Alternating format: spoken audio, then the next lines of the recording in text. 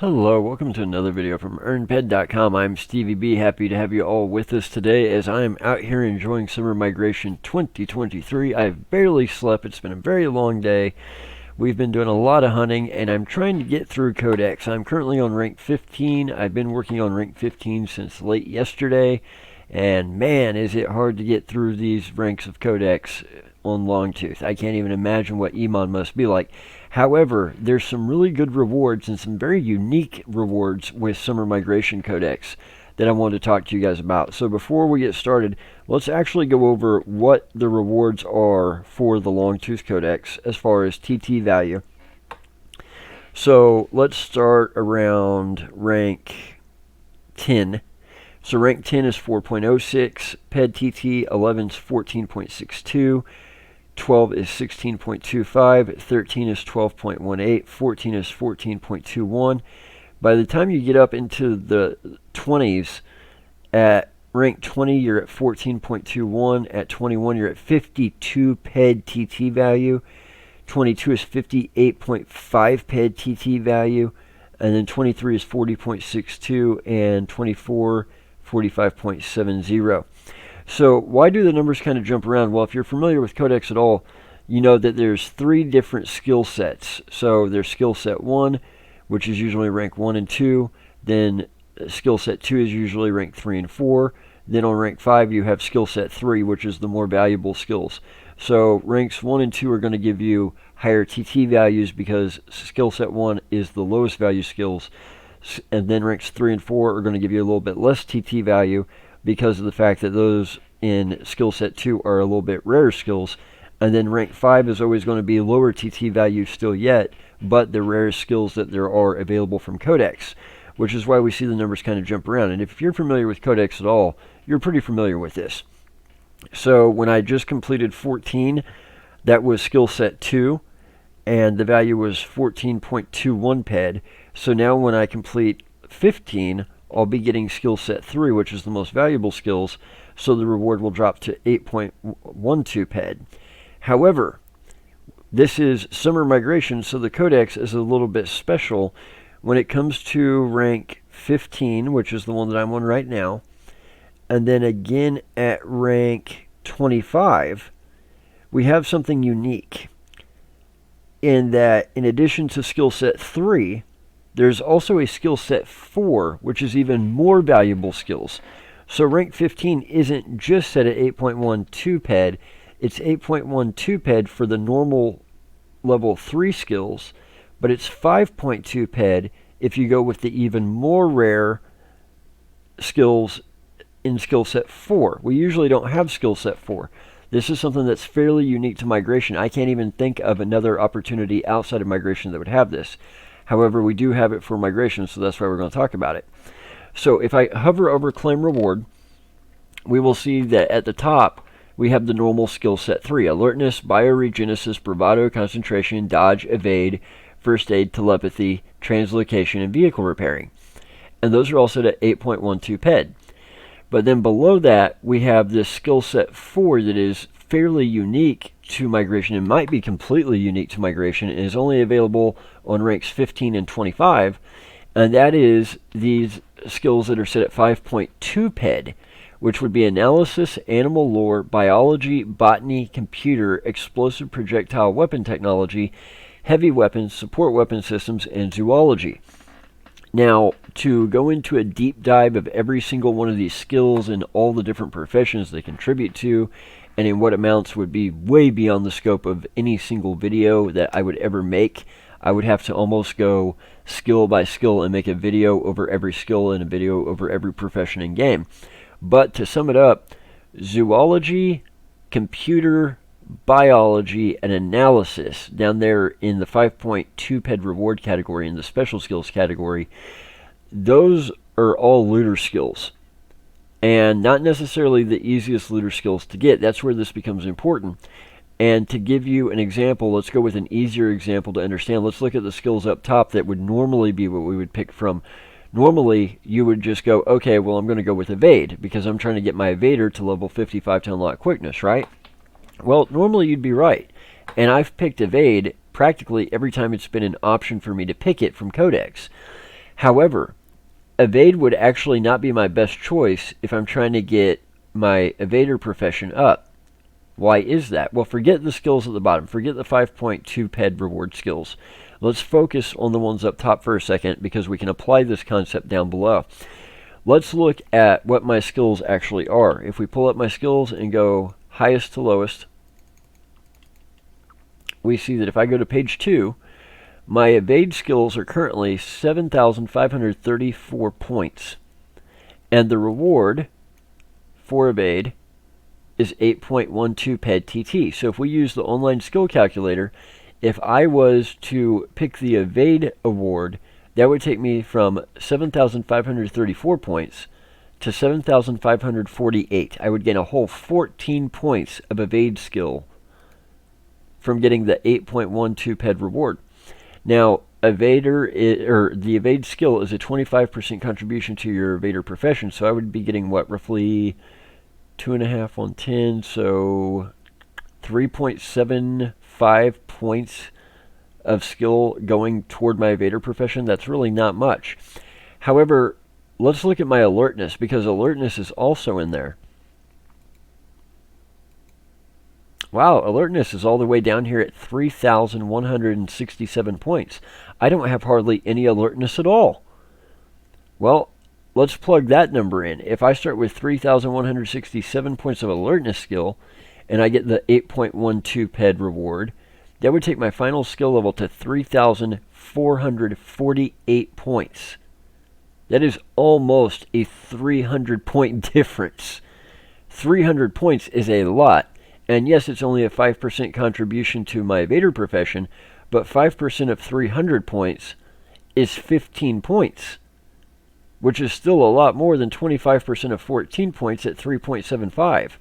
In fact, it's 5 times as much. So I can get 5 times as much progression on my evader profession by picking alertness, even though it's a lower contributor, simply because my alertness skill lags so drastically. Now, this is the only one of my evade skills that lags like this. All my other evade skills are ridiculously high. If we go back to first page, let's just go through the ones that contribute to evader. Evade, courage, athletics, serendipity, combat reflexes. Notice other than weapons handling and vehicle repairing, all of page 2 of my skills is defense skills. 6,800 points to 7,500 points. But then if we go, to page 6, my alertness lags substantially. So I'm going to be, if I was just picking from the list of the top skills, which would be normally what I'd be able to pick from, I would be going with alertness, because alertness would get me closest to my goal. Now, luckily, alertness is also a big contributor to looter, which is a secondary goal of mine, is to get my looter professions up, so I very well may go with alertness. But my point being is it's harder to analyze this than it initially seems, because you've got two different things going on. First of all, you've got these additional skills down here at 5.2 PED TT value on rank 15. Analysis, animal lore, biology, botany, computer, explosive, projectile weapon tech, heavy weapons, support weapon systems, and zoology. So you've got these additional skills to choose from. You've got the fact that we don't normally get to choose from these skills, but then you also have to consider what are your skill levels. You might not do activities in game that give you a chance to naturally gain some of those skills. So there might be some skills on that list that this is your only opportunity to really get a decent amount of them at one go.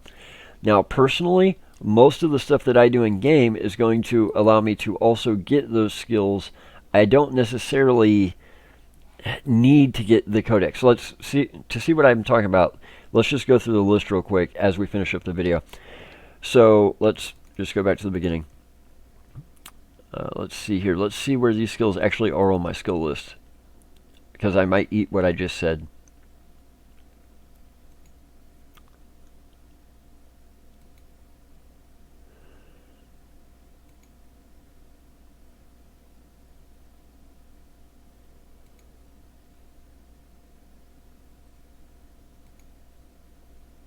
Okay, so computer, I've got 2,447 points of.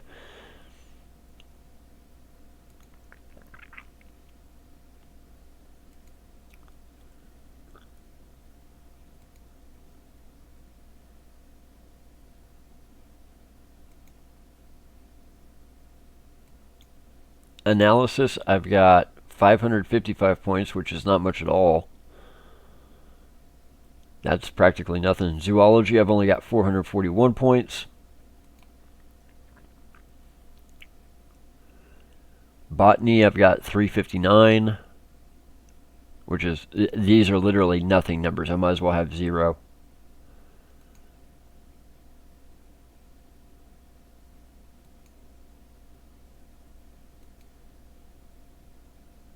Explosive projectile weapon technology, I've got 20 points. That might as well literally be 0. What were the other ones? Zoology, support weapon systems. Support weapon systems, I've got a whole 15 points. Heavy weapons, I think, was just on the page prior. Computer we hit. Botany. Biology. Biology is the one I'm looking for.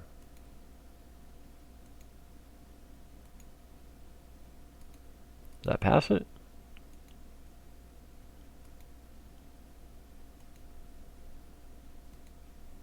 Anyway, point being, when it comes to, oh, right there, biology, 371 points. When it comes to these skills right here, I have practically 0. I've got practically nothing when it comes to those. And that's why these are going to be so valuable to most people, because they are so hard to get, even if you do activities in game that naturally gain them. So if you had 0 points, Zipola, not a single skill point in these special skills, and you took one of these rewards down here at the bottom, it would take you from 0 points to 1,313.